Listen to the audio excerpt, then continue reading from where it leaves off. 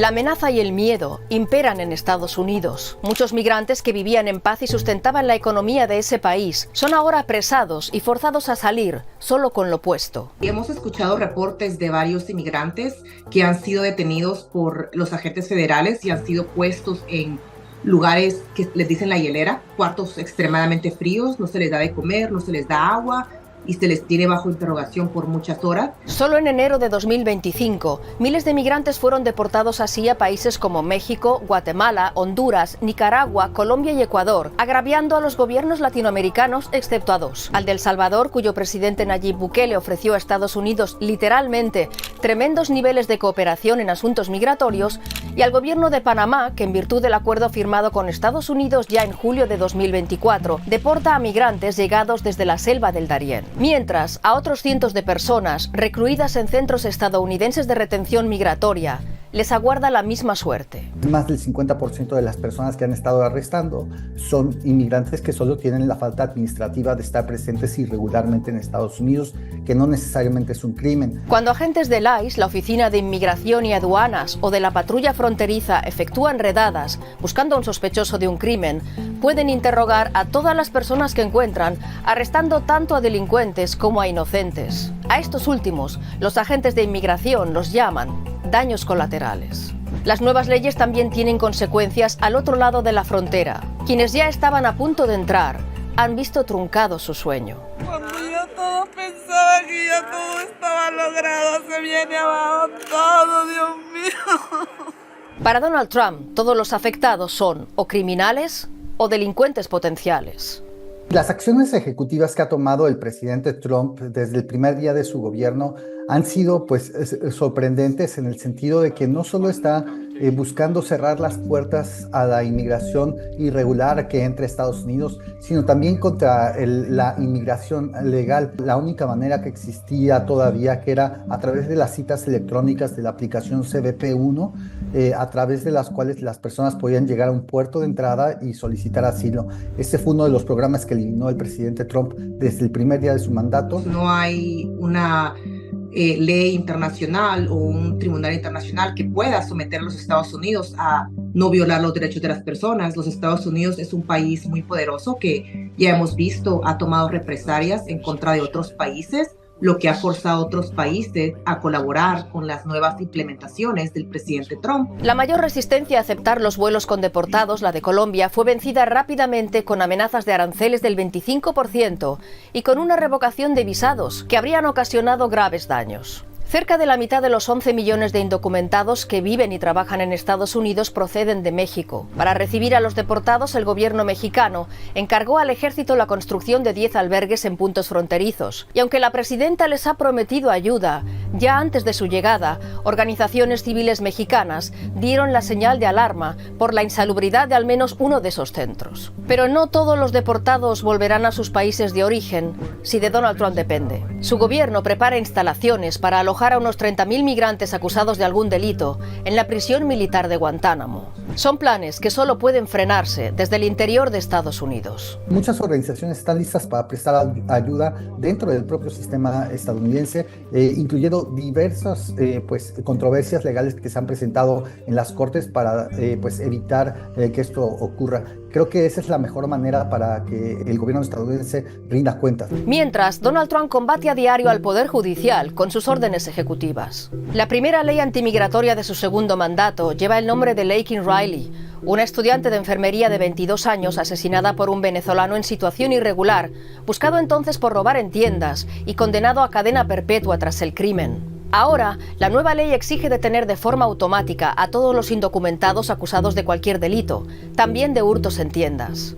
Es una ley muy polémica porque en principio se basa en un crimen muy atroz que ocurrió en el estado de Georgia contra una ciudadana estadounidense por parte de un indocumentado, y sin embargo la ley va mucho más allá al darle demasiados poderes a los fiscales estatales para poder ejercer en alguna manera poderes casi de deportación. El miedo a las redadas del ICE, el Servicio de Control de Inmigración y Aduanas, ya ha transformado las calles de Estados Unidos. El distrito siempre está al pendiente mandando avisos de que a todas las familias, todos los estudiantes nos sintamos seguros, tranquilos de que pues al menos a la escuela no van a entrar. Entonces pues de cierto modo se siente tranquilidad. Yo tenía miedo, ayer tenía miedo, dije qué va a pasar, llegar a la escuela, cómo nos vamos caminando todo ese espacio. El gobierno estadounidense parece apostar por ese miedo. En redes sociales se publican vídeos de redadas contra migrantes, efectuadas por agentes de inmigración, pero también por efectivos de la DEA, la agencia antidrogas, y por agentes del FBI. El objetivo es que muchos migrantes no puedan soportar esa presión. Algunos asesores de Trump quisieran que se autodeportaran, que regresaran a sus países de origen. Y esto obviamente solo se puede generar creando una psicosis o estado de miedo en Estados Unidos. Y eso sí se está viviendo, porque ese es el arma más real que tiene la administración. En muchas ocasiones el miedo lleva a los indocumentados a cometer errores que pueden acelerar su deportación. Muchos buscan refugio en organizaciones de ayuda y en iglesias, en donde los agentes no pueden entrar sin una orden judicial. Pero no todos los migrantes encuentran cobijo. Por eso, activistas y pastores centran sus esfuerzos en alertar. We want them to be informed, to be educated on what to do and what not to do in case ICE comes knocking at their doors. Los abogados de inmigración distribuyen folletos con estas recomendaciones. Si se le acerca a un agente, trate de mantener la calma y sea cortés. No mienta y no muestre documentos falsos. Guarde silencio o diga, no quiero responder a sus preguntas, tengo derecho a callar. Pida hablar con un abogado de inmigración. No firme nada, sin antes consultar con un abogado.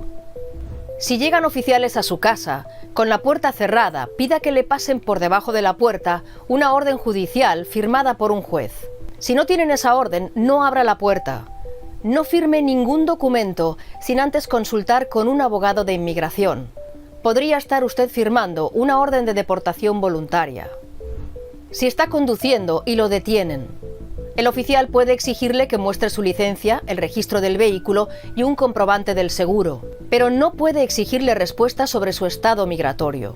Prepárese antes y consulte sus posibilidades con un abogado de inmigración. Si ambos progenitores pueden ser deportados, registren a sus hijos en el consulado de su país y pidan esa ciudadanía para ellos. Si los progenitores son deportados, ese país podrá facilitar la reunión familiar.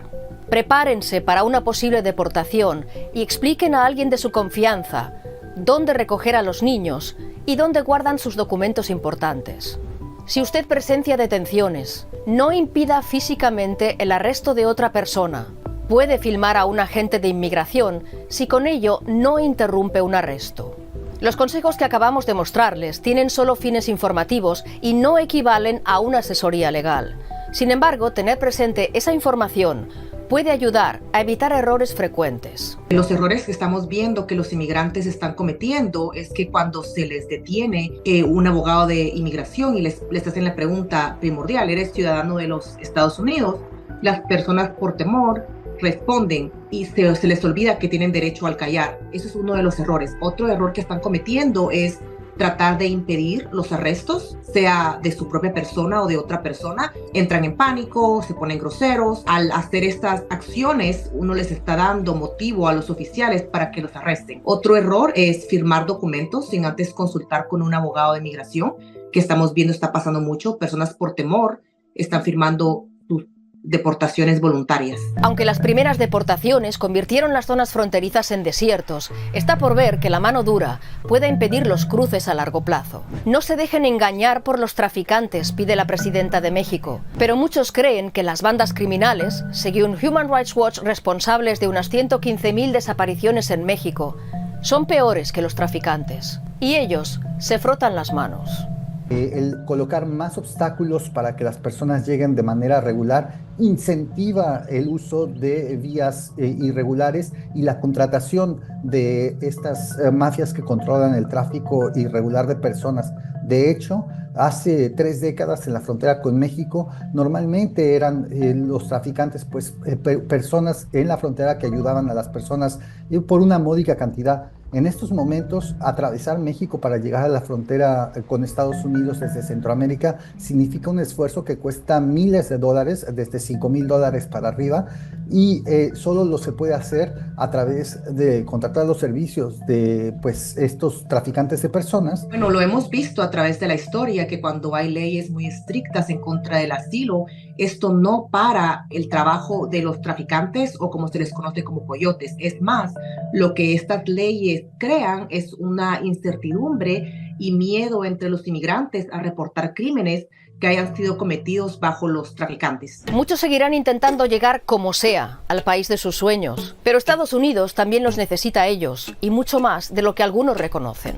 Según el Consejo Estadounidense de Inmigración, los sectores agroalimentario y el de la construcción perderían al menos a 1 de cada 8 trabajadores. Su falta puede tener consecuencias devastadoras en el Producto Interno Bruto del país. Me tocó un día hablar con alguien que estaba a cargo de la producción de 1 millón de huevos a la semana, y la persona que estaba a cargo de ellos era un indocumentado mexicano.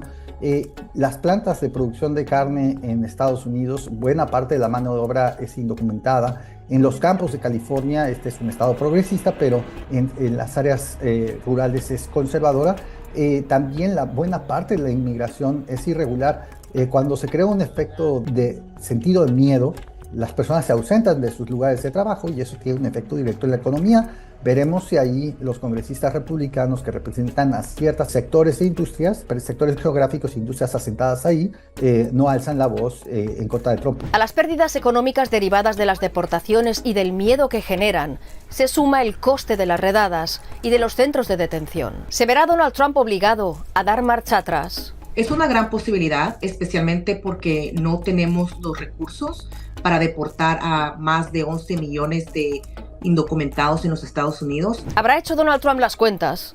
Al iniciar su segundo mandato prometió deportar a entre 1.200 y 1.400 indocumentados por día. Eso suma 500.000 por año y 2 millones en 4 años de legislatura. Así que de los 11 millones de indocumentados que viven en Estados Unidos, Trump podría echar a 2. Y todo para que al final, quizá, haya que ofrecer mejores salarios para recuperar a los trabajadores que ahora expulsa.